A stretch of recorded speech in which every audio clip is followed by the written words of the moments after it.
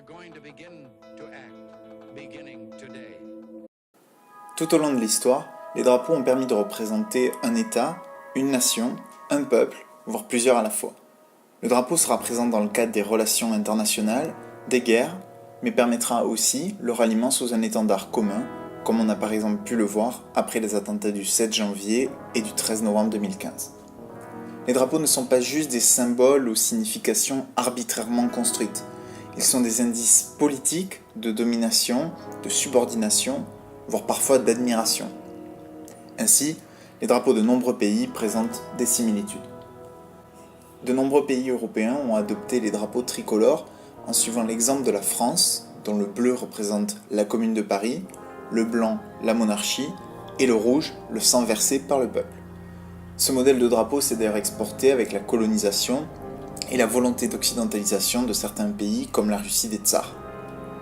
23 pays portent Union Jack sur leur drapeau, ce qui cause parfois des problèmes, la Nouvelle-Zélande étant par exemple en train de modifier son drapeau. L'Amérique centrale et l'Amérique du Sud voient elles aussi des motifs se répéter. Pourquoi ? Ces pays étaient auparavant unis, et si des mouvements de révolte ont mené à leur séparation, leur histoire commune n'a pas été oubliée. Au même titre, l'héritage commun de nombreux pays se voit sur leur drapeau. Les pays d'Europe de l'Est, et notamment ceux de l'ex-Yougoslavie, ont des drapeaux très similaires. La croix nordique est présente sur les drapeaux de chacun des pays scandinaves. Les pays d'héritage ottoman portent eux pour la plupart le croissant sur leur drapeau. Les pays panarabiques partagent les couleurs noire, verte, blanche et rouge. À la fin de la période coloniale, les pays africains ont pour beaucoup été inspirés par l'Éthiopie, qui n'avait presque jamais été colonisée. Les couleurs rouge, verte, jaune et noire sont celles du mouvement panafricain et ont été inspirées justement par le drapeau de l'Éthiopie. Ted Kay est un spécialiste de la vexillologie qui a compilé 5 règles permettant de réaliser un bon drapeau dans son guide Good Flag, Bad Flag, en étudiant notamment les répétitions entre drapeaux. Restez simple, un enfant doit pouvoir reproduire le drapeau. Utilisez des symboles significatifs, le drapeau doit avoir un sens. Utilisez 2 ou 3 couleurs basiques, il faut éviter une surcharge visuelle. Ni écriture, ni sceau. On ne peut pas les lire lorsque le drapeau est en train de flotter à plus de 50 mètres. Soyez distinctif. Il faut pouvoir identifier immédiatement le pays. Je pense qu'il est intéressant de comparer certains drapeaux peu reconnaissables avec certains des drapeaux les plus connus de l'histoire récente pour se rendre compte de l'importance de ces 5 principes. Avant le printemps arabe, le drapeau libyen était uniquement vert. S'il était très simple et sans écriture, les autres critères ne sont pas remplis.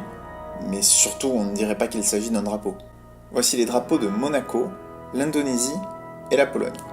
Est-ce que vous savez quel pays va avec quel drapeau ? Moi non plus. Plus de critères sont remplis, mais le but d'un drapeau est de pouvoir le lier à un pays unique, ce qui est ici clairement raté. Dans les mêmes couleurs, voici le drapeau du Groenland. S'il respecte en théorie les 5 principes, son symbolisme est difficile à réaliser. Le cercle représente le soleil et les icebergs immergés, alors que le fond représente les glaciers et la mer. Enfin, pour rester dans les pôles, l'Antarctique. Dessiner le continent sur le drapeau est l'aveu que rien ne représente clairement l'Antarctique, ce qui cependant se comprend puisqu'il n'est habité que temporairement par des scientifiques étrangers. Au contraire de ce drapeau, en voici quelques-uns que vous reconnaîtrez immédiatement. Le drapeau des États-Unis réussit à rester simple tout en ayant une grande symbolique. Les 13 bandes représentent les États originaux et les étoiles représentent les États fédérés, actuellement au nombre de 50. Les couleurs renvoient elles au grand saut des États-Unis qui ont pu être influencés par les drapeaux de la France et du Royaume-Uni. Le drapeau du Royaume-Uni a d'ailleurs évolué en fonction de la situation du Royaume, mais est depuis 2 siècles la fusion des drapeaux écossais, irlandais et anglais. Le Pays de Galles n'est pas représenté car il était à l'époque annexé. Modifié en 1962 à l'indépendance du pays, le drapeau de la Jamaïque a conservé la croix de Saint-André en son centre pour rappeler le passé colonial anglais. Le jaune représente le soleil, le noir les épreuves du passé et de l'avenir, et le vert les richesses du pays. Les couleurs du mouvement panafricain sont présentes, comme pour le drapeau sud-africain. Il compense son utilisation de beaucoup de couleurs par une forte symbolique, une grande simplicité et une identité visuelle unique. Si les avis divergent sur la signification de chaque couleur, elles sont un mélange des anciens drapeaux de chaque communauté. Même en ne respectant pas 2 des 5 règles, le drapeau brésilien reste incontournable. Les couleurs représentent la forêt amazonienne, les ressources du sol et le ciel. Les étoiles inférieures représentent les États fédérés et celle au-dessus de la bannière représente le district fédéral. Avec la croix du Sud, c'est d'ailleurs un des rares drapeaux avec un symbole chrétien.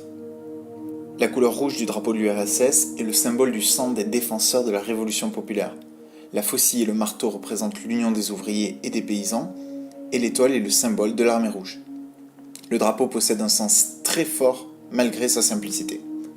Très proche de lui se trouve le drapeau de la République populaire de Chine, où le rouge représente la Révolution, la grande étoile le Parti communiste, et les 4 étoiles les différentes classes de la population chinoise. Dans Mein Kampf, Adolf Hitler explique qu'il avait déjà choisi la svastika renversée pour représenter le Parti national-socialiste allemand, auquel ont ensuite été ajoutées les couleurs de l'Empire allemand, afin de renforcer l'impact visuel du drapeau. Il reste d'ailleurs très simple à dessiner malgré ses 3 niveaux. Enfin, un des drapeaux les plus simples et pourtant les plus réussis est celui du Japon. Le cercle rouge représente la déesse japonaise du soleil, ce qui fait sens pour le pays du soleil levant. Au-delà de la qualité du drapeau, on remarque donc que c'est avant tout le critère du symbolisme qui relie les étendards des plus grandes nations, et notamment des plus grandes armées. Un symbole est toujours un point de ralliement pour les sociétés, quoi donc de mieux qu'un drapeau pour l'afficher. Un drapeau symbolique permet de développer une grande fierté civile, et ainsi d'unifier des personnes derrière des idéaux, la nature de ces idéaux ne dépendant alors plus que des individus.